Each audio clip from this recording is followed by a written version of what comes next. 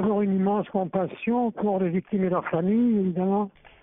On peut imaginer le drame que ça représente. Et ensuite, évidemment, une condamnation sans aucune hésitation. Aucune religion, aucune cause ne peut justifier une telle barbarie. Et ça met beaucoup de points d'interrogation sur notre dialogue, le dialogue interreligieux dont je suis chargé. Évidemment, on perd toute crédibilité quand on invoque des motifs religieux pour perpétrer des abominations pareilles. Mais je dirais que plus on sombre dans la barbarie, plus il faut développer le dialogue.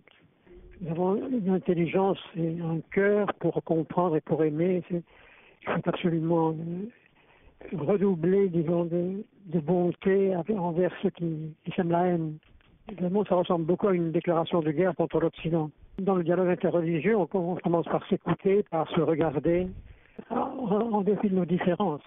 Il n'y a aucune réflexion, c'est la barbarie,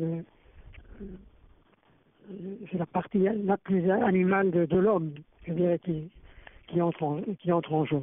Je dirais même les animaux ne se comportent pas comme ça. Que Dieu ait pitié de nous. L'homme n'est pas aimable au sens littéraire du terme. Il n'y a que Dieu qui peut l'aimer. Parce que vraiment, quand on est capable de faire des choses pareilles, on ne peut pas invoquer Dieu. Je ne sais pas comment on peut avoir la conscience tranquille. Il faut avoir vraiment une psychologie complètement malade. Mais d'un certain côté, vous savez, je ne suis pas surpris quand on relit les déclarations du chef du calife, qui a dit que l'islam n'est pas une religion de paix, c'est une religion de guerre.